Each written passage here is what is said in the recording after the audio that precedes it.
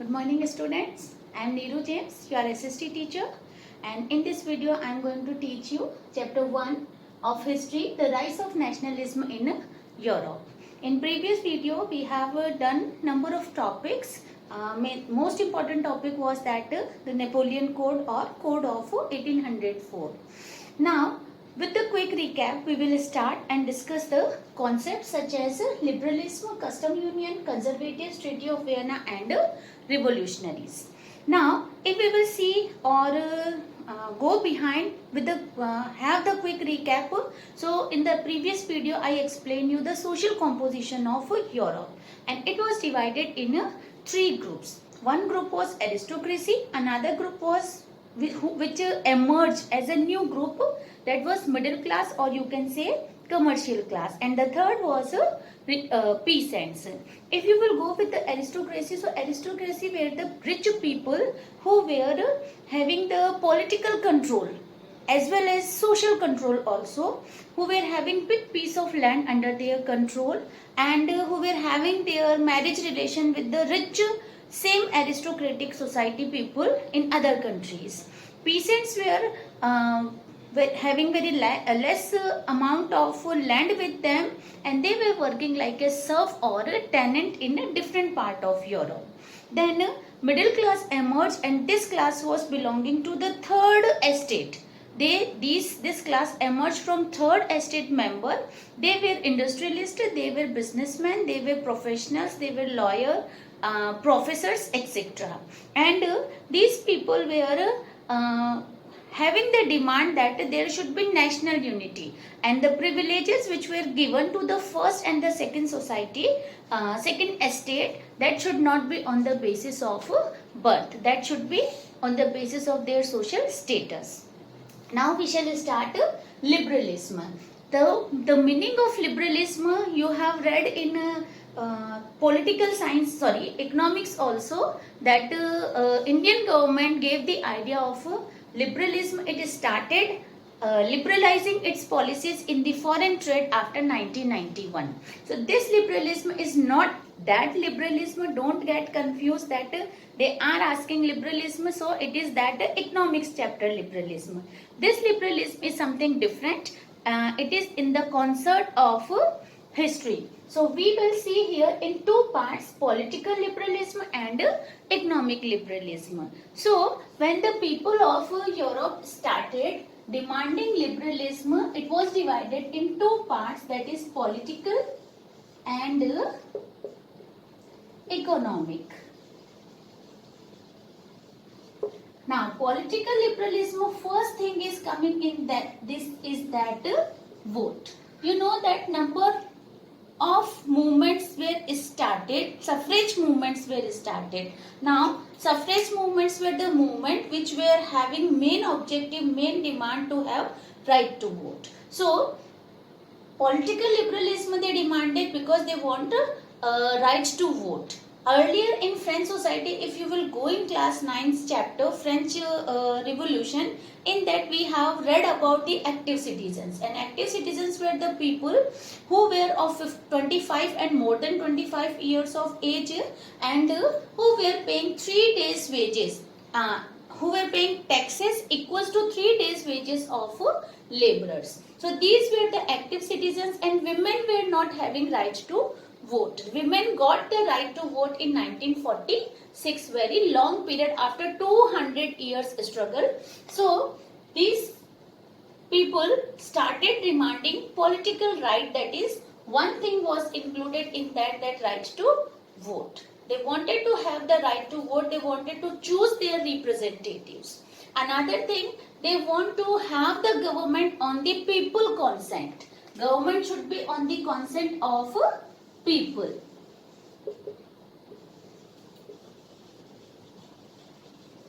Now question again is in your mind that what is consent? Consent means with the approval of people, that people are approving that yes, we want this government. So such type of government was of their demand in political liberalism. Then they wanted to end the autocracy. Autocracy, aristocracy,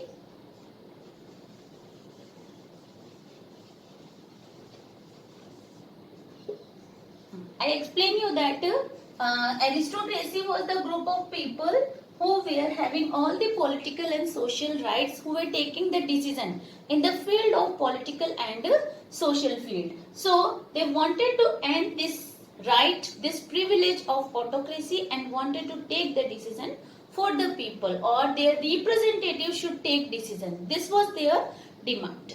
Then they also wanted to end the clerical privileges.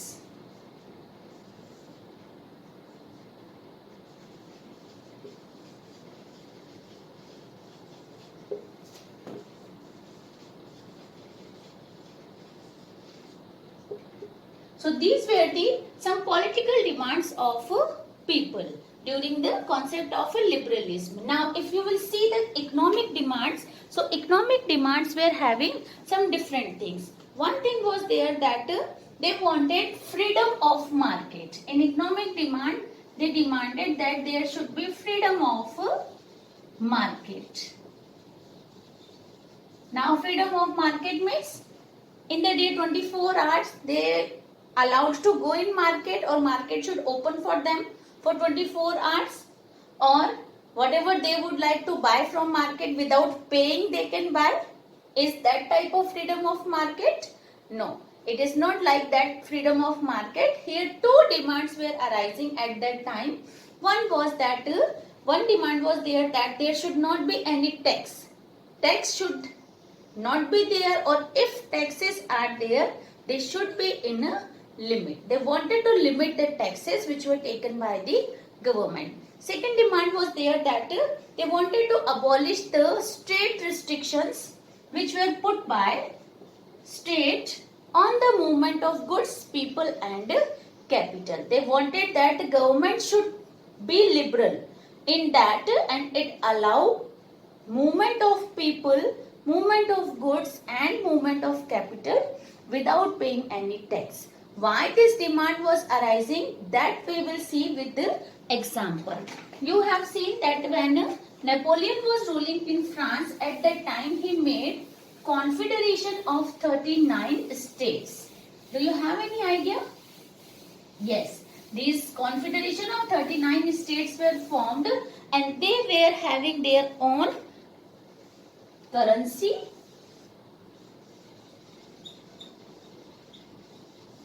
their own weights and their own measurements.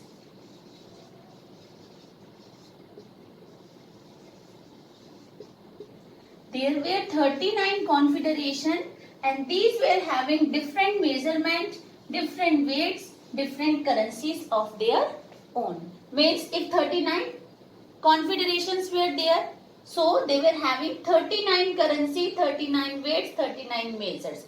All they were different. They were not in uniform pattern. So what happened? Suppose one person was going to have the business. One person is going to have the business from Hamburg to Nuremberg.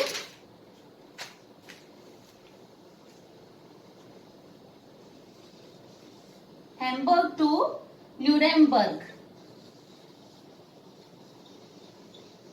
For that, in between, the person is going to have the trade. In between, how many custom duties he had to pay? There were 11 custom duties which he had to pay, and each was of 5%. It was taken on the measurement or the weight of the goods which he is going to trade. So what was happening? These custom duties were very difficult to calculate them as they were having different measure. That time one measuring unit was used to measure the cloth. Its name was elli, and the measurement of that elli was different at the different places. Different confederations were there and they were having different measurement. So suppose one person is giving tax here, according that another check post if he is going, so that measurement was different. So that calculation was very complicated as well as time consuming. So these people demanded that there should be economic Liberalism in that free movement of goods, people and capital can happen, and they can save themselves this complicated situation of 39 confederations which were formed at the time of Napoleon. So this that is why the reason that they demanded that there should be smooth movement of people, goods and capital without any paying tax. Now, to solve this problem, what happened? We will go towards the custom unions. They were known as Zollvereins. Custom unions, the other name of custom union was Zollverein. So, these were formed to solve this problem of people. So, they made their own custom union and decided that there should be some uniformity in the movement of goods and services or in the collection of taxes or custom duties. And this Zollverein was formed with the initiative of some Prussia and some German state. Plus some German state took initiative to make Zollverein. Now, what was the objective of Zollverein? The objective of Zollverein was to have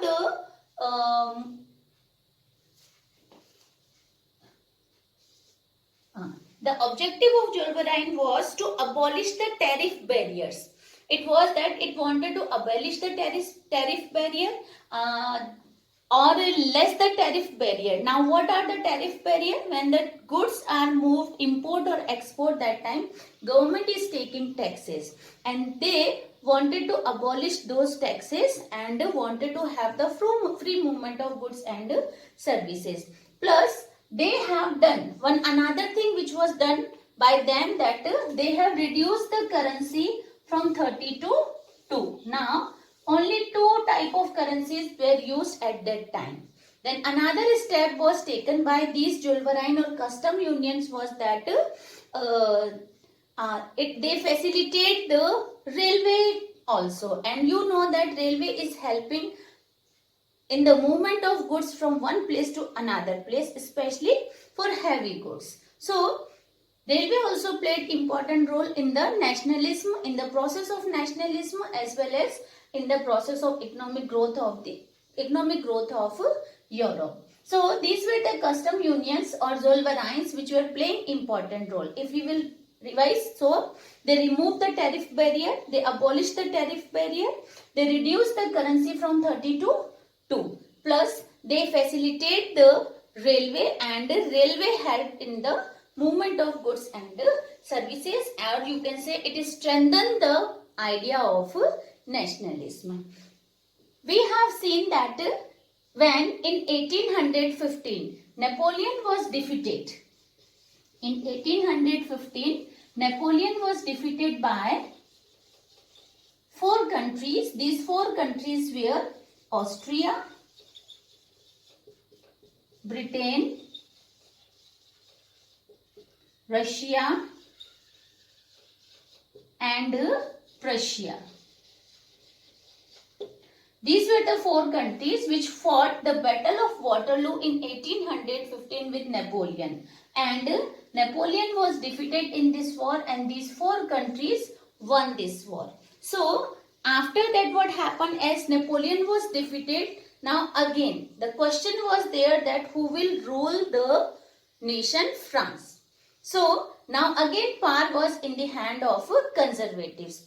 France have seen these changes number of times. Sometimes monarch was there, then National Assembly was there, then convention was there, then after that Jacobin government was there, then Directory started ruling it, and then after that Napoleon started ruling. So when Napoleon was defeated in 1815, after that who took the command in France? That was conservatives. And conservatives meaning these conservatives are same about whom we have read in class 9. They did not like any change in society. They wanted to follow the old traditions. They wanted to follow the family rules which they were following in the olden time in their traditional way. Then they wanted to have church. Church is the supreme power, supreme institution at that time, and they were believing in that it should be supreme institution. Then they wanted to have the social hierarchy, as well as they wanted to have the right to property. In that, all traditional institute they wanted to re-establish in France, and after the defeat of Napoleon they re-established all these. But this time in 1815 they believed that the changes which were introduced by Napoleon were good to make the monarchies more efficient as well as more powerful, more strong. So they did not change all these changes. They followed these changes. They accepted these changes, but under the control of monarch. They started following that there should be constitutional monarchy system in France, and they will rule under this. Now the power in the hand of conservatives. Other hand, liberals were, revolutionaries were thinking that how they will bring the idea of freedom and liberty, fraternity, equal rights, democracy as well as a republic. So quietly as conservatives were autocratic, they did not like to listen anyone. And if people were against them, people were raising their voice against them, at that time what was happening? They were curbing their activities, their political activities, and punishing them, putting them in the jail. So quietly in secret way, these people started having their revolutionary activities, having their political activities, or you can say revolutionary trainings also. Now, as we have seen that they did not like the changes in society, but Napoleon, some changes they appreciated. The modern army was appreciated by them. The efficiency of bureaucracy was appreciated by them, and the economy was changed at the time of Napoleon. So that dynamic economy was also appreciated by them, accepted by them. But these people did not like to remove the monarch from its post. Definitely they wanted to remove the feudal dues, feudal system as well as serfdom also. They removed it. They accepted the idea of Napoleon. So now what happened? One hand, conservatives started having the control over France. Other hand, when Napoleon was defeated in 1815, so the winning countries started having some settlement with France. These winning countries wanted to control France's expansion further. It should not be there. As the time of Napoleon, Napoleon raised his kingdom in different directions. So now one settlement was held. That settlement is known as Treaty of Vienna. That settlement is known as Treaty of Vienna, and under this treaty they wanted to control the expand of France in all four directions. In the north direction, south, east and west. That we will see here that what they did for it.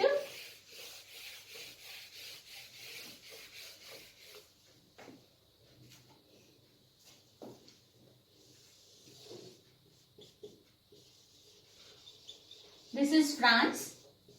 This is north direction, east, south and west. So to control the expansion of France in different directions, now Treaty of Vienna, under Treaty of Vienna, Prussia, Russia, Austria and Britain controlled the expansion of France. Here they put the guard, watch guard in Netherlands and Belgium. In north direction they put Netherlands and Belgium. If you will see in the south they put Genoa and Piedmont. If you will see in the east in the east they gave two area, the eastern area and in the east two regions were given to different countries, Russia and Prussia. Russia was given Poland, which was before under the control of France, and Prussia was given Saxony,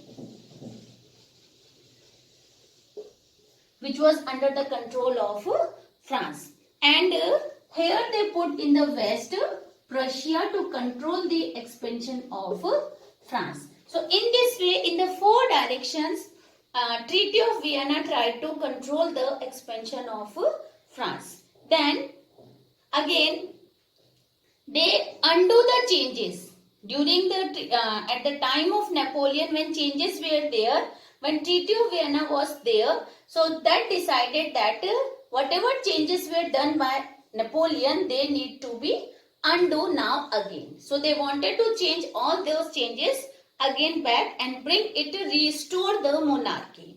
Then they wanted to restore the Bourbon dynasty. Monarchy they wanted to restore, but that monarch they wanted from Bourbon dynasty.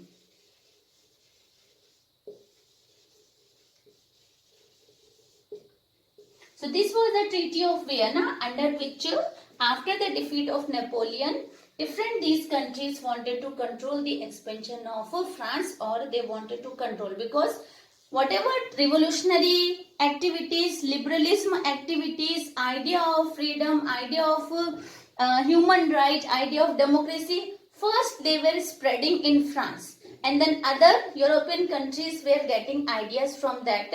So other European countries wanted to control it, because if France will have revolutionary government, will have democratic republic government, definitely other part of Europe also will demand such type of government in their country. So control that feeling, that idea. They wanted to control expansion of France. Ideas should not spread from France to the other part of Europe. Now we have seen that now France is in the hand of monarch, and monarchs were autocratic. They did not want to listen anybody. They did not want to have the changes in society. Then plus when people were criticizing them, they were raising action against them and executing them, arresting them, putting them in jail. So after that, do you think that when conservatives were having power in their hands, so it was going smoothly? Liberals were keeping quiet, not taking any action. So we cannot say. Quietly, in secret, they were spreading the idea of liberty and freedom in other part of Europe. Now, France Revolution continued, but it was in a secret. Liberals started criticizing conservatives. Liberal people, revolutionary people started criticizing conservatives, and they fought for the freedom of France. Now we are at the end of the concept, that is revolutionaries. These revolutionaries were there. Among them, one most important revolutionary about whom we are going to study, that is Giuseppe Mazzini. Giuseppe Mazzini was born in year 1807 in Genoa. The country in which he was born, that was Genoa, in the year 1807. And at the young age of 24 only, he started helping Liguria to get its freedom. In year 1831, for that he was sent exiled, or you can say sent into jail. But after that, when he came again, earlier he joined the secret society, that was Carbonari, and after that he made his own two secret societies. One was in Italy and another was in Europe. The name of that secret society, the Young Italy, and another was the Young Europe. So the Young Italy was formed in Marseilles and the Young Europe was formed in Bern. And as he was revolutionary, so he wanted to establish the idea of liberty and freedom in the society. Number of people, especially the men, were in support of him, they also made their own secret societies. Men of countries such as France, such as Poland, such as Italy, Germany, etc. Now, nations are natural. He believed that nation are natural things. They are created by God, and no one should control the people to have to live in their nation. Okay, it is made by God for mankind, and they have right to enjoy that nation of their own. He also opposed the system of monarchy. He was not believing in that monarchy. He want that government should be in the hand of elected representatives, and for that he worked a lot.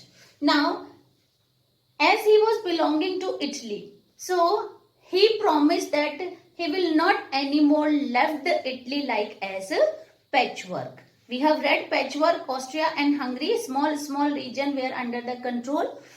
Different type of people were ruling there. So same idea, same thing was happening in Italy also. But he promised, Giuseppe Mazzini promised that he will not left Italy anymore as a patchwork, and for that he played an important role in the unification of Italy, that we will see in the coming portion of the chapter. He wanted to make the Italy as a single nation. Now, with the idea of unification, following the idea of unification of nation, Germany, Switzerland, Poland, France also set up their own secret society, and they also wanted to make their nation state. Now, conservatives also started frightening with the Giuseppe Mazzini that this person will slowly take all the power from our hand, and there will not be any power in our hand.